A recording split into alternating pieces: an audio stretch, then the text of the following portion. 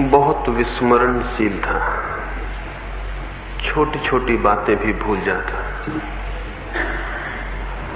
बड़ी कठिनाई थी उसके जीवन में,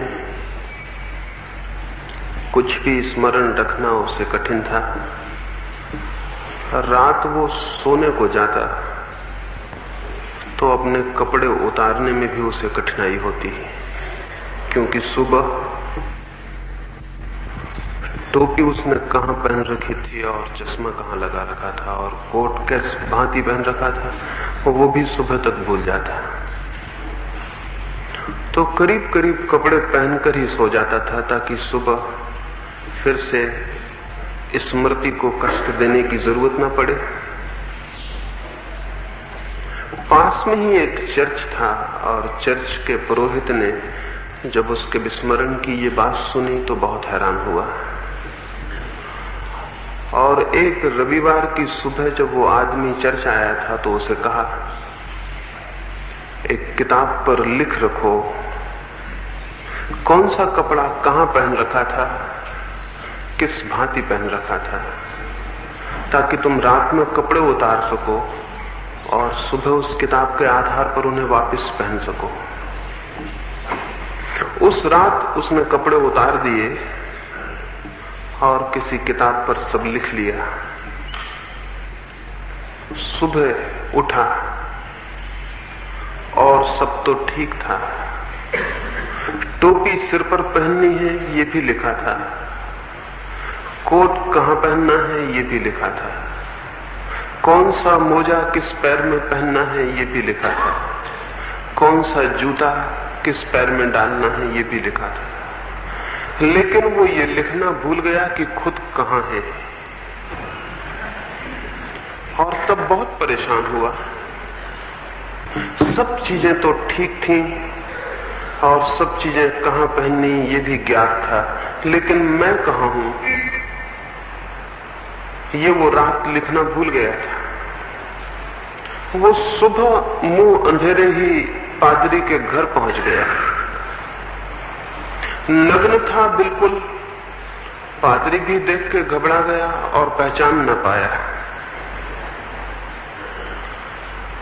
हमारी सारी पहचान तो वस्त्रों की है।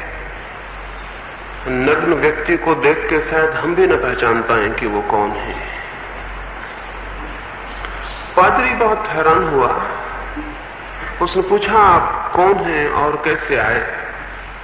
उस व्यक्ति ने कहा, यही तो पूछने में भी आया हूं कि मैं कौन हूं और कहां हूं, क्योंकि बाकी सारे वस्त्र तो ठीक हैं, लेकिन रात में ये लिखना भूल गया, अपने बाबत लिखना भूल गया। पता नहीं उस धर्म पुरोहित ने क्या उसे कहा, उससे कोई संबंध भी नहीं। लेकिन इस कहानी से मैं इसलिए इन 3 दिनों की चर्चाओं को शुरू करना चाहता हूं, क्योंकि करीब करीब इसी हालत में हम सारे लोग हैं। हमें ज्ञात है बहुत सी बातें, जीवन का सब कुछ ज्ञात है, सिर्फ एक तथ्य को छोड़कर कि हम कहां हैं और कौन हैं। मैं कौन हूं इसका हमें कोई भी स्मरण नहीं है।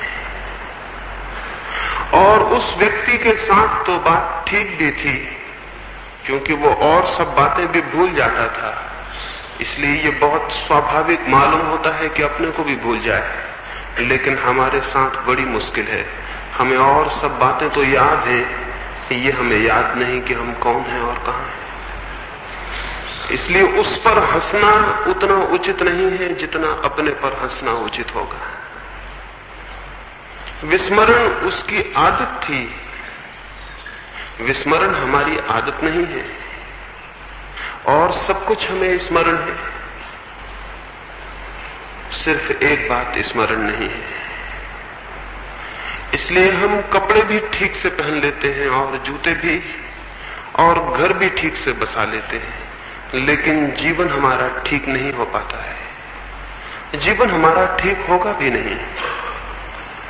जो केंद्रीय है जीवन में उसकी हमें कोई स्मृति नहीं है। और मैंने कहा कि नग्न जब वो धर्म पुरोहित के द्वार पर खड़ा हो गया तो धर्म पुरोहित भी पहचान नहीं पाया कि वो कौन है, क्योंकि हम सभी एक दूसरों को वस्त्रों से पहचानते हैं। यहां हम इतने लोग आए हैं, अगर निर्वस्त्र आ जाएं तो कोई किसी को पहचान भी नहीं सकेगा कि कौन कौन है। लेकिन ये तो ठीक भी है कि हम दूसरों को वस्त्रों से पहचाने। बड़े मजे और आश्चर्य की बात तो यह है कि हम अपने को भी अपने वस्त्रों से ही पहचानते हैं।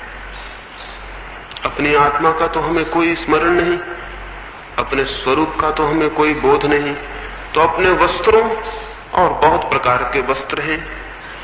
जो वस्त्र हम पहने हुए हैं वे धन के, पदवियों के, पदों के, सामाजिक प्रतिष्ठा के, अहंकार के, उपाधियों के, वो सारे वस्त्र हैं और उनसे ही हम अपने को भी पहचानते हैं। वस्त्रों से जो अपने को पहचानता है वो उसका जीवन यदि अंधकारपूर्ण हो जाए, यदि उसका जीवन दुख से भर जाए, पीड़ा और विपन्नता से, तो आश्चर्य नहीं है, क्योंकि वस्त्र हमारे प्राण नहीं है, वस्त्र हमारी आत्मा नहीं है।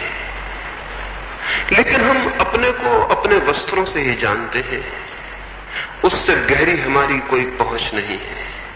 इन 3 दिनों में इन वस्त्रों के पार जो हमारा होना है, उस तरफ, उस दिशा में कुछ बातें आपसे कहूंगा और ये स्मरण दिलाना चाहूंगा कि जो वस्त्रों में खोया है वो अपने जीवन को गंवा रहा है, और जो केवल वस्त्रों में अपने को पहचान रहा है वो अपने को पहचान ही नहीं रहा है, वो अपने को पा भी नहीं सकेगा। और जो व्यक्ति अपने को ही ना पा सके उसके और कुछ भी पा लेने का कोई भी मूल्य नहीं है। अपने को खोकर अगर सारी दुनिया भी पाई जा सके तो भी उसका कोई मूल्य नहीं है। एक और छोटी कहानी मुझे स्मरण आई, वो मैं कहूं और फिर आज की सुबह इस आत्मविस्मरण के संबंध में जो मुझे कहना है वो आपको कहूंगा। 3 मित्र यात्रा पर निकले। पहली ही रात एक जंगल में उन्हें विश्राम करना पड़ा। खतरनाक स्थान था, जंगली जानवरों का डर था, डाकू और लुटेरों का भी भय था, अंधेरी रात थी। तो उन तीनों ने तय किया कि एक एक व्यक्ति जागता रहे, 2 सोए, एक जागा हुआ पहरा दे। एक तो उनमें गांव का पंडित था, एक उसमें गांव का लड़ाका बहादुर छत्री था, एक गांव का नाई था। नाई की ही सबसे पहले पैसा फेंका गया और उसका ही नाम पड़ा। वो रात पहरा देने के लिए पहले पहर बैठा। नींद उसे जल्दी आने लगी, दिन भर की थकान थी, तो किसी भांति अपने को जगाए रखने के लिए उसने बगल में अपने सोए हुए छत्री मित्र की हजामत बनानी शुरू कर दी। जागे रखने के लिए अपने को उसने अपने मित्र के सारे बाल काट डाले। उसका समय पूरा हुआ। तीसरा जो मित्र था, रात्रि के अंतिम पहर में उस पंडित का पहरा होने को था। उसके तो बाल नहीं थे, उसका सिर पहले से ही साफ था, उसके सारे बाल गिर गए थे। दूसरे मित्र का जैसे ही मौका आया, उस नाई ने उसे उठाया और कहा, मित्र उठो, तुम्हारा समय आ गया, अब मैं सोऊं। उस छत्री ने अपने सिर पर हाथ फेरा, देखा बाल बिल्कुल भी नहीं है। तो उसने कहा कि मालूम होता है तुमने मेरी जगह भूल से पंडित जी को उठा दिया है। उसने अपने सिर पर हाथ फेरा और कहा कि मालूम होता है तुमने भूल से मेरी जगह पंडित जी को उठा दिया है, और वो वापस सो गया। हम अपने को इसी भांति पहचानते हैं। हमारी पहचान हमारे वस्त्रों तक है, अगर बहुत गहरी जाती हो तो अपने शरीर तक जाती है, वो भी वस्त्र से ज्यादा गहरा नहीं है। और भी गहरी जाती हो तो मन तक जाती है। मन भी वस्त्रों से ज्यादा गहरा नहीं है, लेकिन उससे गहरी हमारी कोई पहचान नहीं जाती। जीवन में सारा दुख और सारा अंधकार इस आत्म अज्ञान से पैदा होता है। केंद्र पर, अपने स्वयं के केंद्र पर अंधकार होता है और हम सारे रास्तों पर दिए जलाने की कोशिश करते हैं। वे सब दिए काम नहीं पड़ते, क्योंकि मेरे भीतर अंधकार होता है तो मैं जहां भी जाता हूं अपने साथ अंधकार ले जाता हूं। उन रास्तों पर भी जहां की मैंने प्रकाश के दिए जलाए हैं, मेरे पहुंचने से अंधकार हो जाता है, क्योंकि मैं अंधकार हूं। जब तक मैं स्वयं को नहीं जानता तब तक मैं अंधकार हूं। तो मैं अपने अंधकार को लिए फिरता हूं जीवन में, और सारे लोग अपने अपने अंधकार को लिए फिरते हैं। हम सब जहां इकट्ठे हो जाते हैं वहां अंधकार बहुत घना हो जाता है। एक एक व्यक्ति उतने अंधकार में है, और जहां पूरी मनुष्य जाति इकट्ठी हो वहां अंधकार बहुत घना हो जाता है। मनुष्य जाति के पिछले 3-4 हजार वर्षों का इतिहास इसी अंधकार का इतिहास है। फिर इस अंधकार से संघर्ष पैदा होता है, युद्ध पैदा होते हैं, हिंसा पैदा होती है। इस अंधकार से ईर्ष्या पैदा होती है, घृणा पैदा होती है, क्रोध पैदा होता है। इस अंधकार से विध्वंस पैदा होता है। हम खुद दुखी होते हैं, औरों को दुखी करते हैं। ये कोई 3-4 हजार वर्षों से चला है, और अब तक हम सफल नहीं हो पाए इस बात में कि एक ऐसा समाज निर्मित हो सके जिसका जीवन प्रकाश से आलोकित हो, प्रकाश से मंडित हो। क्या आपको ज्ञात है कि 3000 वर्षों में कोई 14,600 युद्ध हुए? केवल 3000 वर्षों में 14,600 युद्ध, कोई 15,000 युद्ध, प्रतिवर्ष 5 युद्ध। हम शायद लड़ते ही रहे हैं, हमने कुछ और नहीं किया। और ये तो बड़े बड़े युद्धों की बात है। रोज हम जो छोटी छोटी लड़ाइयां लड़ रहे हैं उनकी तो कोई गिनती नहीं है। जो हम रोज छोटी छोटी हिंसा कर रहे हैं उसका तो कोई आकलन नहीं, कोई गणना नहीं है। अगर 3000 वर्षों में 15,000 युद्ध हमें लड़ने पड़े हों तो क्या इससे ये सूचना नहीं मिलती है कि मनुष्य जाति का मस्तिष्क किसी बहुत गहरे रोग से पीड़ित है? कोई इन 3000 वर्षों में मुश्किल से थोड़े से वर्ष हैं जब युद्ध न हुआ हो, और उन वर्षों को भी हम शांति का समय नहीं कह सकते, क्योंकि उन क्षणों में हमने नए युद्धों की तैयारियां की हैं। या तो हम लड़ते रहे हैं या हम लड़ने की तैयारियां करते रहे हैं। मनुष्य के पूरे इतिहास को 2 खंडों में बांटा जा सकता है, युद्ध के खंड और युद्ध की तैयारियों के खंड। शांति हमने अब तक नहीं जानी, और व्यक्तिगत जीवन में भी हम देखें तो शांति का कहीं कोई पता नहीं मिलेगा।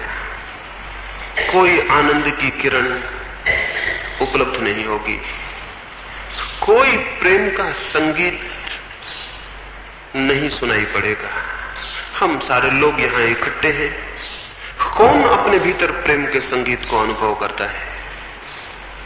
कौन अनुभव करता है अपने भीतर सुगंध को, जीवन की? कौन अनुभव करता है जीवन की धन्यता को, कृतार्थता को? एक अर्थहीनता, एक मीनिंगलेसनेस हमें पकड़े है, लेकिन किसी भांति हम जिए जाते हैं कल की आशा में। शायद कल सब ठीक हो जाएगा, लेकिन जिसका आज गलत है उसका कल कैसे ठीक होगा? क्योंकि कल तो आज से ही निकलेगा, आज से ही पैदा होगा। अगर आज दुख से भरा है तो स्मरण रखें, कल आनंद से भरा हुआ नहीं हो सकता है, क्योंकि कल का जन्म तो आज से होगा। कल आने वाला जीवन आप पैदा करेंगे, उसे आप प्रतिक्षण पैदा कर रहे हैं। तो यदि आज दुखी हैं तो जान लें कि कल भी दुखी रहेंगे। कल की आशा में, कल की सुख की आशा में आज के दुख को झेला तो जा सकता है, लेकिन कल के सुख को निर्मित नहीं किया जा सकता। कल के आनंद की कल्पना में आज की पीड़ा को सहा जा सकता है, लेकिन कल के आनंद को पैदा नहीं किया जा सकता। इसलिए आनंद है केवल आशा और जीवन है दुख। ऐसा हमारे सबके अनुभव में है। ये कोई सिद्धांत की बात नहीं है। जो भी अपने जीवन को थोड़ा सा खोलकर देखेगा उसे ये दिखाई पड़ेगा। ये सीधे तथ्य हैं। जीवन के संबंध में पहला तथ्य यही है कि जिस भांति हम उसे जी रहे हैं उस भांति कहीं कोई आनंद का फूल उसमें नहीं लगता है और ना लग सकता है। इसलिए कल की आशा पर कल ठीक हो जाएगा, कल आने वाले वर्ष या आने वाली जिंदगी में, परलोक में, पुनर्जन्म में सब ठीक हो जाएगा। कि ये सब कल की आशा का विस्तार है।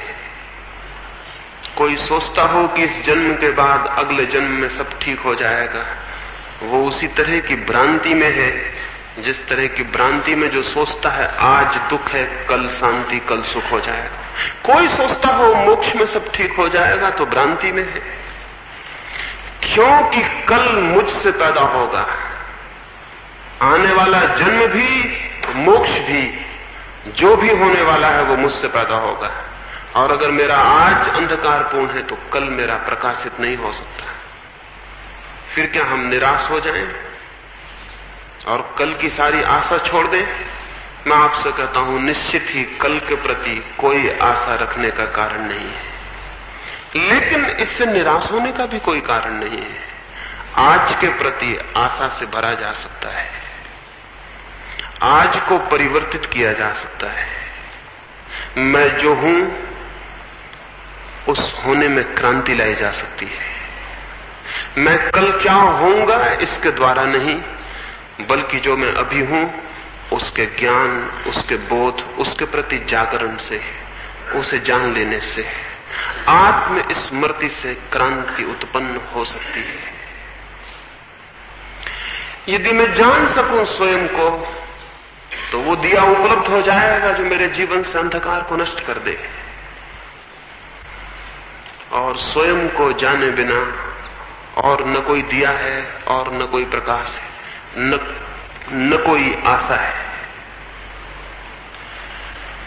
पहली बात, हम स्वयं को नहीं जानते हैं। ये जान लेना स्वयं को जानने के प्रति पहला चरण है। कोई सोचता हो कि मैं स्वयं को जानता हूं तो स्वयं को जानने के प्रति द्वार बंद हो जाएंगे। और धर्म की बहुत सी शिक्षाओं ने, संस्कृति ने, इधर हजारों वर्ष से दोहराए गए सिद्धांतों ने, आत्मा और परमात्मा की बातों ने हम में से बहुतों को यह भ्रम पैदा कर दिया है कि हम अपने को जानते हैं। इस भ्रम ने हमारे आत्म अज्ञान को गहरा किया है। स्वयं को जानने के भ्रम से बड़ा, इन शब्दों और सिद्धांतों के आधार पर स्वयं को जानने के भ्रम से बड़ा आत्मज्ञान में और कोई दूसरा अटकाव, कोई दूसरी दीवार, कोई दूसरा अवरोध नहीं। छोटे से बच्चे भी जानते हैं कि हम आत्मा हैं और बूढ़े भी दोहराते हैं कि हम आत्मा हैं। ये शब्द हैं, ये सत्ता का अनुभव हो तो जीवन बिल्कुल दूसरा हो जाए। ये सिद्धांत है, ये स्वयं की प्रतीति और साक्षात हो तो जीवन नया हो जाए और जीवन आनंद से भर जाए। लेकिन इन शब्दों को हमने सहारों की भांति पकड़ा हुआ है। अज्ञान में इन शब्दों से पैदा हुए झूठे ज्ञान को हमने बहुत तीव्रता से पकड़ा है। उसे छोड़ने में भी भय मालूम होता है। इसलिए जैसे जैसे आदमी मृत्यु के करीब पहुंचता है वैसे वैसे इन शब्दों को और जोर से पकड़ लेता है। वैसे वैसे गीता, कुरान और बाइबल उसके मस्तिष्क पर और जोर से बैठते जाते हैं। वैसे वैसे वो मंदिरों के द्वार खटखटाने लगता है और साधु सन्यासियों के सत्संग में बैठने लगता है ताकि इन शब्दों को जोर से पकड़ ले, ताकि आती हुई मौत के विरोध में कोई सुरक्षा का उपाय बना ले। इसलिए जितने लोग मृत्यु से भयभीत होते हैं वे सभी आत्मा की अमरता में विश्वास कर लेते हैं। उनका ये विश्वास उनका ज्ञान नहीं है। कोई विश्वास कभी ज्ञान नहीं होता, सब विश्वास अज्ञान होते हैं। जीवन के प्रति जो भी हम माने हुए बैठे हैं वो सब हमारा अज्ञान है, और उस मानने के कारण ज्ञान तक जाने का सारा द्वार बंद है। स्वयं की स्मृति में, स्वयं के संबंध में प्रचलित सिद्धांत सबसे बड़ी बाधाएं हैं। सिद्धांत तो क्या बाधा है, हम उन पर विश्वास कर लेते हैं, ये बाधा है। हमारे विश्वास बाधा है। और जो व्यक्ति जितने ज्यादा विश्वासों से ग्रसित हो जाता है उसके जीवन में विवेक के अवतरण का, विवेक के आगमन का, विवेक के उठने और जगने की संभावना का उतना ही उसी मात्रा में ह्रास हो जाता है। असंभव हो जाती है ये बात कि हम स्वयं को जान सकें, क्योंकि स्वयं को जानने के सिद्धांत हमें ये भ्रम पैदा कर देते हैं कि हम जानते हैं, और ये भ्रम बहुत तलों पर है। एक सन्यासी एक राजा के घर मेहमान था। उस राजा ने सुबह ही आके उस सन्यासी को पूछा, मैं सुनता हूं कि आप परमात्मा की बातें करते हैं, क्या मुझे परमात्मा से मिला दे सकेंगे? ये बात उस राजा ने अपने जीवन में और भी न मालूम कितने सन्यासियों से पूछी थी।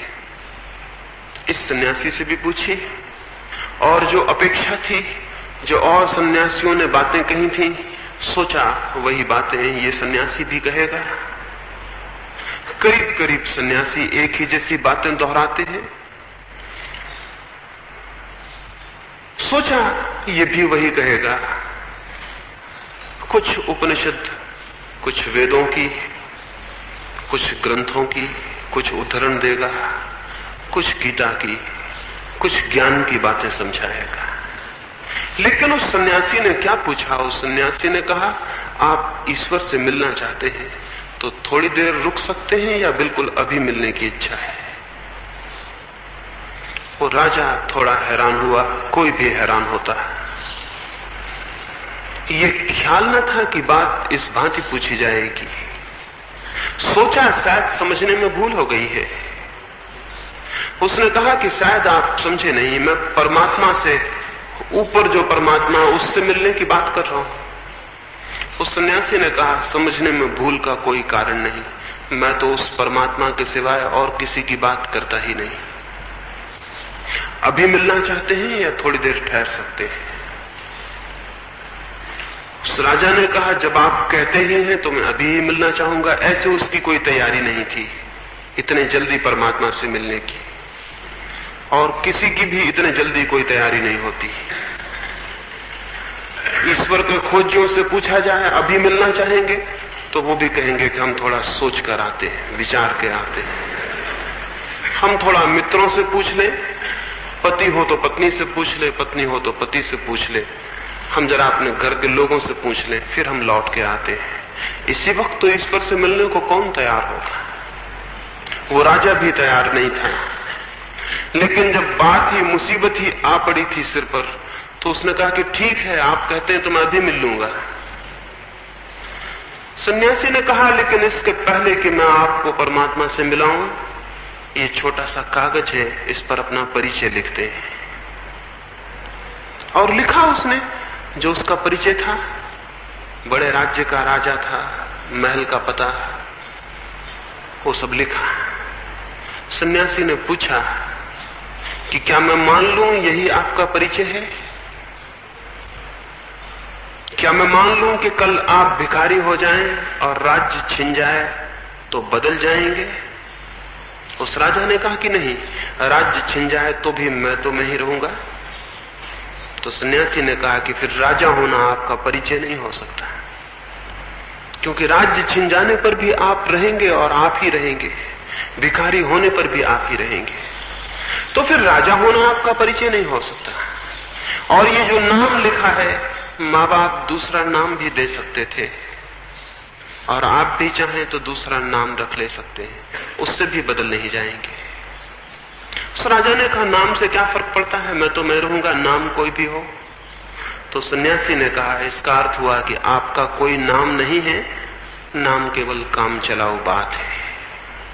कोई भी नाम काम दे सकता है, इसलिए नाम भी आपका परिचय नहीं है। तो फिर क्या मैं मानूं कि आपको अपना परिचय पता नहीं है? क्योंकि दो ही बातें आपने लिखी हैं, राजा होना और अपना नाम। उस राजा ने वो कागज वापस ले लिया और कहा, मुझे क्षमा करें, अगर मेरा नाम, मेरा धन, मेरा पद और मेरी प्रतिष्ठा मेरा परिचय नहीं है, तो फिर मुझे पता नहीं कि मैं कौन। उस सन्यासी ने कहा, फिर परमात्मा से मिलाना बहुत कठिन है, क्योंकि मैं किसको मिलाऊं, मैं किसकी खबर भेजूं, कौन मिलना चाहता है, मैं किसकी खबर भेजूं, कौन मिलना चाहता है। जाओ और खोजो कि कौन हो, और जिस दिन खोज लोगे उस दिन मेरे पास नहीं आओगे कि परमात्मा से मिला दूं। क्योंकि जिस दिन तुम स्वयं को पालोगे उस दिन उसे भी पालोगे जो सबके भीतर है। क्योंकि जो मेरे भीतर है और जो किसी और के भीतर है और जो सबके भीतर है, वो बहुत गहरे में संयुक्त है और एक है और समग्र है। लेकिन इस मैं का तो हमें कोई भी पता नहीं है। तो या तो हम अपने नाम को, अपने घर को, अपने परिवार को समझते हैं कि ये मेरा होना है। अगर किसी भांति इससे हमारा छुटकारा हो जाए और हम ये जान सकें कि मेरा नाम, मेरा घर, मेरा वंश, मेरा राष्ट्र, मेरी जाति, मेरा धर्म, ये मेरा होना नहीं है, अगर किसी भांति ये बोध भी आ जाए, तो फिर हम तोतों की भांति उन शब्दों को दोहराने लगते हैं जो ग्रंथों में लिखे हैं और शास्त्रों में कहे। तब हम दोहराने लगते हैं कि मैं आत्मा हूं, मैं परमात्मा हूं, अहम ब्रह्मास्मि, और न मालूम क्या क्या हम दोहराने लगते हैं। मैं आपसे कहूं कि जिस भांति नाम आपको सिखाया गया है, उसी भांति ये बातें भी आपको सिखाई गई हैं, इनमें भेद नहीं है। जिस भांति ये कहा गया है कि आपका ये नाम है और आपने पकड़ लिया है, उसी भांति ये भी कहा गया है कि आपके भीतर परमात्मा है और आपने ये भी पकड़ लिया है। इन दोनों बातों में कोई फर्क नहीं है। जब तक हम बाहर से आए हुए शब्दों को पकड़ते हैं, तब तक हम स्वयं से परिचित नहीं हो सकेंगे। वे शब्द चाहे पिता ने दिए हों, चाहे समाज ने, चाहे ऋषियों ने, मुनियों ने, साधुओं ने, संतों ने, किन्हीं ने भी वे शब्द दिए हों, जब तक बाहर से आए हुए परिचय को हम पकड़ेंगे, तब तक उस परिचय का जन्म नहीं हो सकेगा जो हमारा परिचय है। तब तक हम उसे नहीं जान सकेंगे, तब तक उसे जानने का कोई मार्ग नहीं है। तो या तो हम जिसे सांसारिक कहते हैं उस तरह के परिचय को पकड़ लेते हैं, या जिसे आध्यात्मिक कहते हैं उस तरह के परिचय को पकड़ लेते हैं। लेकिन दोनों परिचय पकड़े गए होते हैं, दोनों परिचय बाहर से मिलते हैं। जो परिचय बाहर से मिलता है वो आत्म परिचय नहीं है। इसलिए ये बात जितनी झूठी है कि मेरा नाम मैं हूं, उतनी ही ये बात भी झूठी होगी अगर मैं बाहर से सीखूं कि मैं आत्मा हूं, मैं परमात्मा हूं, मैं अविनाशी हूं, मैं कुछ हूं, मैं कुछ हूं। ये सारी बातें मैं बाहर से सीखूं, ये बातें भी उतनी ही झूठी होंगी। पहली बात झूठी है, ये तो हमें समझ में आ जाती है क्योंकि ये बात हजारों वर्ष से दोहराई गई है। लेकिन दूसरी बात भी झूठी है, इसे समझने में थोड़ी कठिनाई होती है, क्योंकि तब हम एक अतल अंधकार में छूट जाते हैं और अज्ञान में छूट जाते हैं। क्योंकि सांसारिक परिचय भी हमारा परिचय नहीं है और तथाकथित आध्यात्मिक परिचय भी हमारा परिचय नहीं है, तो फिर हमारा परिचय क्या है? तब हम एक अज्ञान में और अंधकार में छूट जाते हैं और अज्ञान से भय मालूम होता है, अज्ञान से डर मालूम होता है। मैं अपने को नहीं जानता हूं, इस बात के बोध से भयभीत होता है चित्त। इसलिए हम कोई ना कोई परिचय तो मान लेना चाहते हैं। गृहस्थ का एक परिचय है और सन्यासी का एक परिचय है। ये दोनों परिचय झूठे हैं।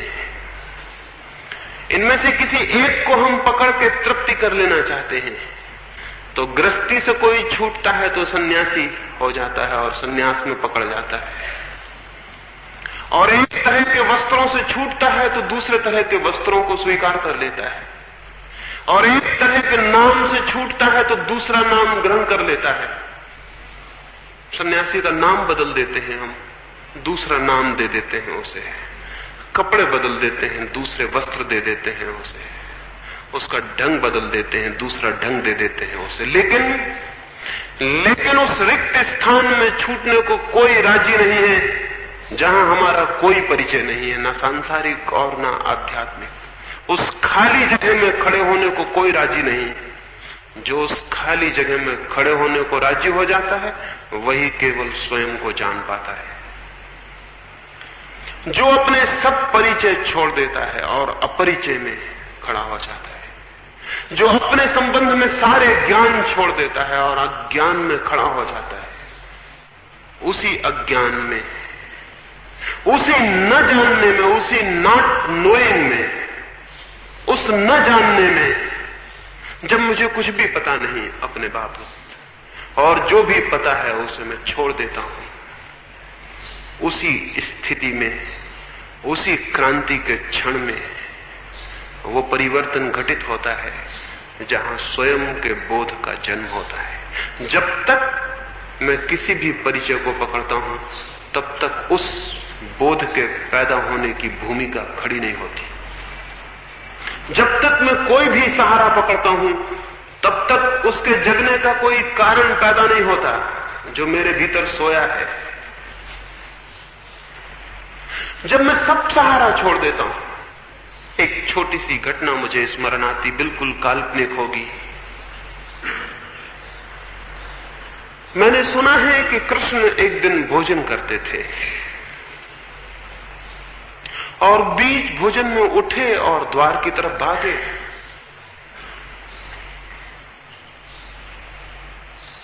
जो उन्हें भोजन कराते थे उन्होंने कहा, क्या करते हैं, कहां भागते हैं, बीच भोजन में उठते हैं? उन्होंने कहा, मेरा एक भक्त बहुत कष्ट में पड़ा हुआ है, दुष्ट उसे सता रहे हैं, उसे पत्थर मार रहे हैं। ये कह के वो भागे, द्वार के बाहर भी निकल गए, लेकिन द्वार से फिर वापस लौट आए, भोजन करने बैठ गए। तो जिन्होंने पहला प्रश्न पूछा था उन्होंने पूछा, आप लौट आए बीच से? उन्होंने कहा, उस भक्त ने खुद भी पत्थर अपने हाथ में उठा लिया है, अब मेरे जाने की वहां कोई जरूरत नहीं रह गई। अभी लोग उसे मार रहे थे, वो निहत्ता असहाय खड़ा हुआ झेल रहा था। मेरी जरूरत थी, अब उसने पत्थर खुद भी उठा लिए हैं, अब मेरी कोई भी जरूरत नहीं।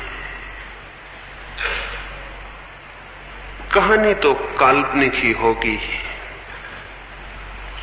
लेकिन मनुष्य के जीवन में जो भी सोया है, चाहे उसे कोई नाम दे, सत्य कहें, आत्मा कहें, परमात्मा या कोई और नाम दे, कृष्ण कहें, क्राइस्ट कहें या कुछ और कहें, जो भी भीतर सोया है, जब तक आप बेसहारा नहीं हो जाएंगे तब तक उसके उठने के और जगने का कोई कारण नहीं है। जब तक आप कुछ पकड़ लेंगे तब तक वो सोया रहेगा, और जब आपकी कोई पकड़ नहीं होगी और हाथ खाली हो जाएंगे और आप बेसहारा खड़े हो जाएंगे, जब आपकी कोई सुरक्षा नहीं रह जाएगी, कोई सहारा नहीं रह जाएगा, कोई परिचय, कोई ज्ञान, और आप निपट अज्ञान में और बेसहारा खड़े होने का साहस करेंगे, उसी क्षण केवल वो जागता है जो हमारे भीतर सोया है। उसी क्षण वहां स्फुरना होगी, उसी क्षण वहां कोई बीज टूटता है और अंकुरित होता है, उसी क्षण वहां कोई अंधकार टूटता है, कोई ज्योति जागती है। उसके पहले नहीं, उसके पहले असंभव है, उसके पहले बिल्कुल असंभव है, क्योंकि उसके पहले हम कोई न कोई पूरक, कोई न कोई सब्स्टिट्यूट खोज लेते हैं। हम खोज लेते हैं तो उसे जो सोया है उसे जागने का कोई कारण नहीं रह जाता। हम पत्थर उठा लेते हैं, फिर कठिनाई हो जाती है, और हम कोई न कोई परिचय पकड़ लेते हैं, कोई न कोई वस्त्र पकड़ लेते हैं, कोई न कोई रूप, कोई न कोई आकृति, कोई न कोई नाम, कोई न कोई शब्द, कोई न कोई सिद्धांत पकड़ लेते हैं। अज्ञान ढक जाता है और ज्ञान के जन्म का कोई कारण नहीं रह जाता। ज्ञान के आगमन के लिए पहला द्वार स्वयं के भीतर अपने समग्र अज्ञान की स्वीकृति है। तो आज की सुबह मैं आपको कहना चाहूंगा, ज्ञानी न बने, अपने अज्ञानी होने को जाने। ज्ञानी बनना बहुत आसान है,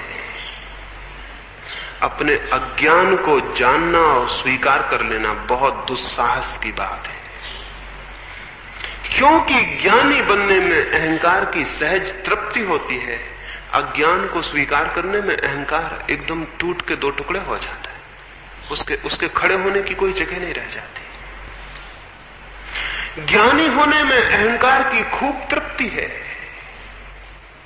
तो पंडित जितना अहंकारी हो जाता है उतना तो जगत में कोई अहंकारी नहीं होता। उपदेशक जितने अहंकार से भर जाते हैं उतना तो कोई अहंकारी नहीं होता। जितना ये ज्ञान की बातें करने वाले लोग अहंकार से पीड़ित हो जाते हैं उतना तो कोई और अहंकारी नहीं होता। ये हम जितना ज्यादा हमें ये ख्याल पैदा होता है कि कुछ शब्दों को इकट्ठा करके, कुछ विचारों को इकट्ठा करके हमने जान लिया, मैं जान गया हूं, जानते तो हम कुछ भी नहीं, हमारा मैं जरूर मजबूत होता है और भर जाता है। और फिर जिस चीज से भरने लगता है उसको हम इकट्ठा करने लगते हैं। कोई धन इकट्ठा करने लगता है, क्योंकि धन के इकट्ठे करने से अहंकार बढ़ता हुआ मालूम पड़ता है। कोई बड़े महल बनाने लगता है, ताजमहल खड़े करने लगता है, कोई कुछ और करने लगता है, क्योंकि उससे अहंकार बढ़ता है। कोई त्याग करने लगता है क्योंकि उससे अहंकार बढ़ता है। और हमारा अहंकार बड़ा सूक्ष्म है, वो निरंतर अपने को भरने की कोशिश करता है। अगर त्याग को प्रशंसा मिलती हो, आदर होता हो, तो हम त्याग कर सकते हैं, उपवास कर सकते हैं, धूप में खड़े रह सकते हैं, सिर के बल खड़े रह सकते हैं, शरीर को सुखा सकते हैं। अगर चारों तरफ जय जयकार होता हो तो हम मरने को राजी हो सकते। नहीं तो कोई शहीद मरने को राजी होता? कोई मरने को राजी होता? लेकिन अहंकार को अगर तृप्ति मिलती हो तो हम सूली पर भी लटकते वक्त मुस्कुरा सकते हैं और प्रसन्न हो सकते हैं। एक फकीर था नसीरुद्दीन, फकीर हुआ, उसके पहले एक राजा के घर वजीर था। राजा और नसीरुद्दीन एक दफा शिकार करने को गए। एक जंगल में रास्ता भटक गए और एक छोटे से गांव में सुबह सुबह रास्ता खोजते हुए पहुंचे। भूख लगी थी। एक घर में गए और उन्होंने नाश्ते के लिए प्रार्थना की। उस गरीब आदमी के पास 2-4 अंडे थे, उसने कुछ बनाया अंडों से और उन्हें भेंट किया। चलते वक्त राजा ने कहा, कितना पैसा हुआ? उस देश की मुद्रा में उस गरीब आदमी ने कहा 50 रुपया। राजा बहुत हैरान हुआ, 2-4 अंडों की कीमत 2-4 पैसे भी नहीं थी, 50 रुपया। उसने वजीर नसीरुद्दीन से पूछा, क्या बात है? Are eggs so rare in this part of the country? क्या इस हिस्से में अंडे इतने कम मिलते हैं? उस नसीरुद्दीन ने कहा कि नहीं, eggs are not rare sir, but kings are.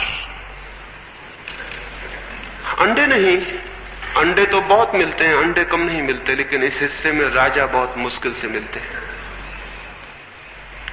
वो राजा 50 रुपए देने की कल्पना भी नहीं करता था, लेकिन जैसे ही उसे पता चला राजा बहुत मुश्किल से मिलते हैं, उसने 50 रुपए दिए और 50 रुपए इनाम दी नसीरुद्दीन को कि तुमने बहुत अद्भुत बात कही। 50 रुपए अंडे के भी चुकाए और 50 रुपए इनाम भी दी। क्यों? बड़ी तृप्ति हुई है। राजा बहुत मुश्किल से मिलते हैं। ये जो ये जो हमारी अस्मिता है रोज रोज इस बात की तृप्ति खोजती रहती है। जिस चीज से आप न्यून होते जाते हैं वही चीज आपके अहंकार की तृप्ति करने लगती है। एक नगर में एक महल ऊपर उठने लगता है, जब तक दूसरे मकानों के बराबर होता है तब तक कोई तृप्ति नहीं होती। जब दूसरे मकानों से ऊपर उठने लगता है तो तृप्ति होनी शुरू हो जाती है। और जितना ऊपर उठने लगता है और जिस दिन अकेला रह जाता है, उस गांव में एक ही रह जाता है ऊंचा मकान, उस दिन खूब तृप्ति होने लगती है। न्यूनता, अहंकार मांगता है न्यूनता। कोई त्याग करने लगता है, कोई धन इकट्ठा करने लगता है, कोई विचार का संग्रह करने लगता है, ज्ञानी बनने लगता है। और जिस दिन वो ज्ञानी बनता जाता है और अकेला, और धीरे धीरे लगता है वो अकेला ही रह गया, मालिक उस ज्ञान का और कोई भी मालिक नहीं, उस दिन बड़ी गहन तृप्ति होने लगती है। लेकिन अहंकार जितना जितना पुष्ट हो जाता है, स्वयं को जानना उतना ही असंभव हो जाता है। जितनी अस्मिता गहरी हो जाती है, ये जो ईगो है, ये जो मैं हूं, ये जितना सख्त और ठोस हो जाता है उतना ही उसे जानना मुश्किल हो जाता है। जो मैं हूं, जो मेरा वास्तविक होना। क्यों? क्योंकि अस्मिता मेरे द्वारा निर्मित है, अहंकार मेरा निर्माण है, और मैं मेरा निर्माण नहीं हूं। मेरा होना, मेरी आत्मा, मेरी वास्तविकता मेरा निर्माण नहीं है। अस्मिता, अहंकार मेरा निर्माण है, मेरा क्रिएशन है। एक ने बड़े मकान को बना के अपने अहंकार को निर्मित किया है, एक ने धन इकट्ठा करके, एक ने राष्ट्रपति तक की यात्रा पूरी करके अपने अहंकार को इकट्ठित किया है, एक ने ज्ञान को इकट्ठा करके अपने अहंकार को इकट्ठा किया। ये हमारा निर्माण है, ये हमने बनाया है। और मैं मेरा निर्माण नहीं हूं। तो वो जो मेरे भीतर अनिर्मित है, असृष्ट है, जो मेरे भीतर मेरे जानने, मेरे होने के पहले है, मेरे करने के पहले है, मेरे जन्म के पहले जो मेरे भीतर है, उसे जानने के लिए जिस अहंकार को मैंने निर्मित किया है, ये बाधा बन जाएगा।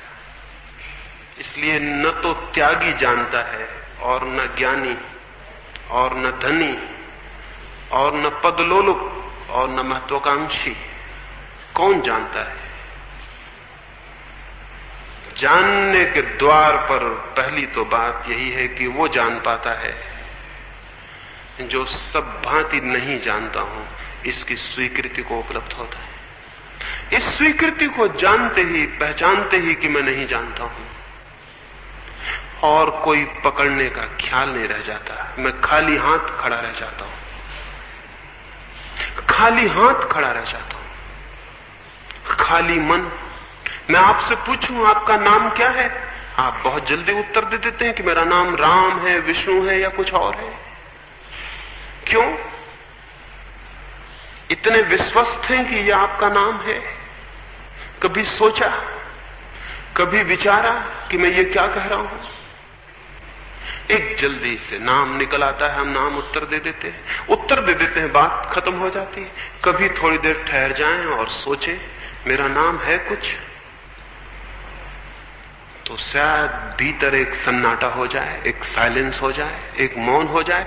कोई नाम खोजे से न मिले तो एक मौन पैदा हो जाए।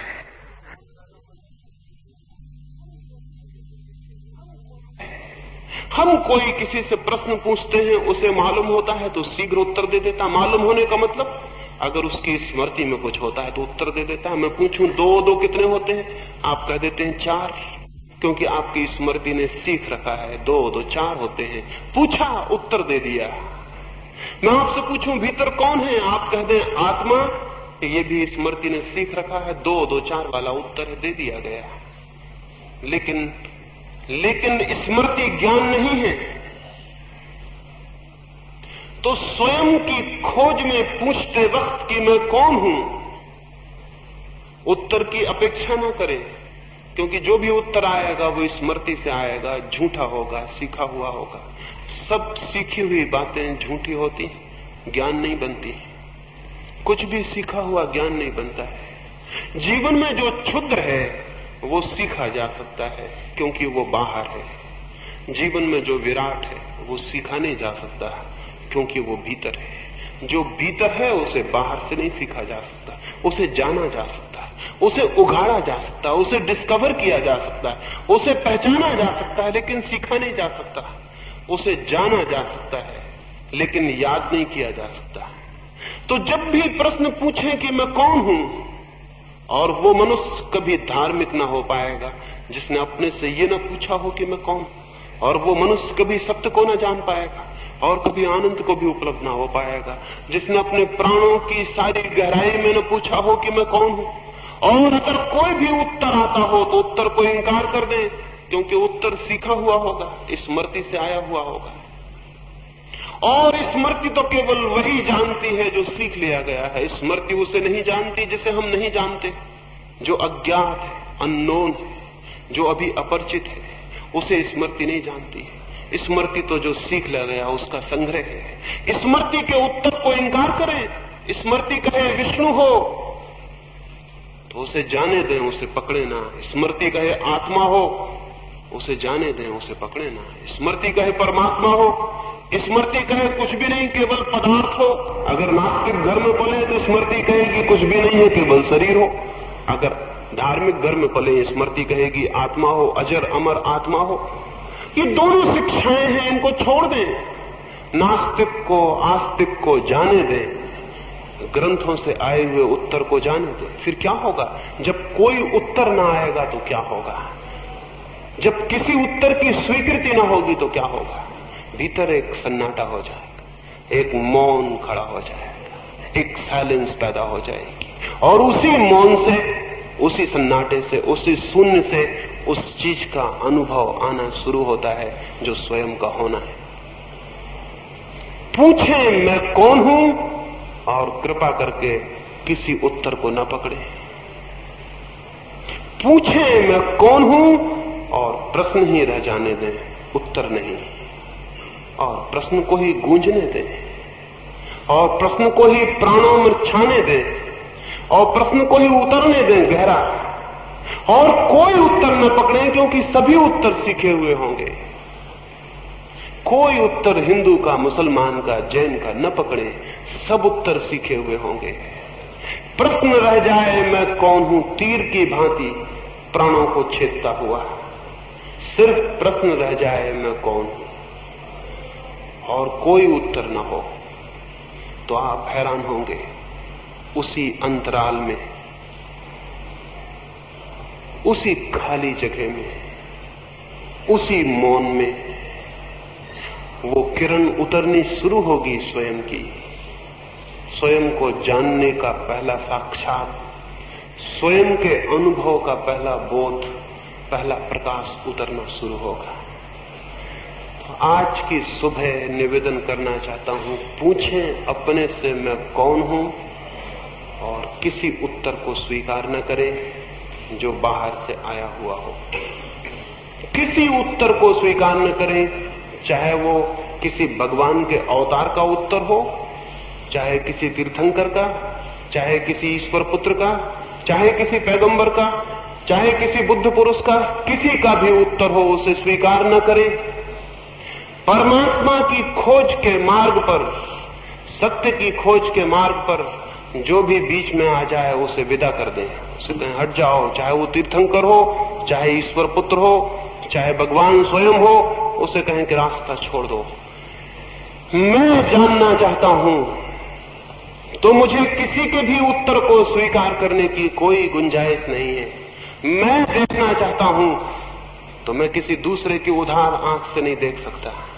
और मेरे प्राण स्पंदित होना चाहते हैं तो मेरा हृदय धड़केगा, तो ही ये हो सकता है। किसी और के हृदय की धड़कन से ये नहीं हो सकता। ये जो हमारा सीखा हुआ ज्ञान है, ये हमारे ज्ञान के जन्म में बाधा है। अज्ञान नहीं, झूठा ज्ञान, सीखा हुआ ज्ञान बाधा है। अज्ञान नहीं, ज्ञान, सीखा हुआ ज्ञान अवरोध है, वही रोक रहा है। वही दीवार बन के खड़ा है। अज्ञान तो अत्यंत निर्दोष स्थिति में खड़ा कर देगा, बहुत इनोसेंस में खड़ा कर देगा, बहुत सरलता में, बहुत निरअहंकार स्थिति में खड़ा कर देगा। इसलिए एक बात, और जो इस बात को पूरा न कर सके वो आगे खोज नहीं कर सकेगा। जो अपने अज्ञान को स्वीकार न कर सके वो आगे खोज नहीं कर सकेगा। सोक्रेटिस के समय में एक व्यक्ति को देवी आती थी, पता नहीं, और उस व्यक्ति से किसी ने पूछा, जब वो आविष्ट था देवी से, पूछा कि यूनान में सबसे बड़ा ज्ञानी कौन है? उसने कहा सोक्रेटिस, सुकरात। वो सुकरात के पास गया और उसने सुकरात से पूछा कि ये घोषणा हुई है, देवी घोषणा है कि तुम यूनान के सबसे बड़े ज्ञानी हो। उसने कहा जाओ और देवी को कहना कि कुछ भूल हो गई है, क्योंकि मैं तो जैसे जैसे खोजता हूं, पाता हूं, मुझसे बड़ा और कोई अज्ञानी नहीं। जाओ, कहना कोई भूल हो गई है, क्योंकि मैं तो जैसे जैसे खोजता हूं, पाता हूं कि मुझसे बड़ा अज्ञानी कोई भी नहीं। जब मैं बच्चा था तो मुझ में थोड़ा ज्ञान था, कई बातें मुझे लगती थी कि मैं जानता हूं। जब मैं जवान हुआ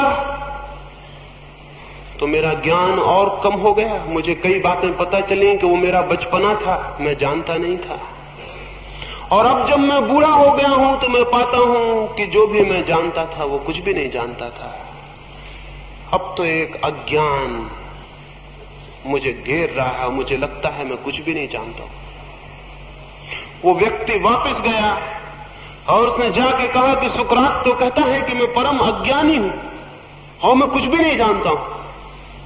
वो व्यक्ति जो आविष्ट था वो हंसा और उसने कहा जाओ जाओ और उससे कहो इसीलिए उसे कहा कि वो महाज्ञानी है। इसीलिए कहो, इसीलिए कहा कि वो महाज्ञानी है, क्योंकि ज्ञान के अवतरण की भूमिका है अपने अज्ञान को पूरी तरह जान लेना, स्वीकार कर लेना, पहचान लेना। जैसे ही हम अज्ञान को स्वीकार करते हैं, जैसे ही हम जानते हैं कि नहीं जानते हैं, वैसे ही एक परिवर्तन, एक क्रांति घटित हो जाती है, वैसे ही एक पर्दा गिर जाता है।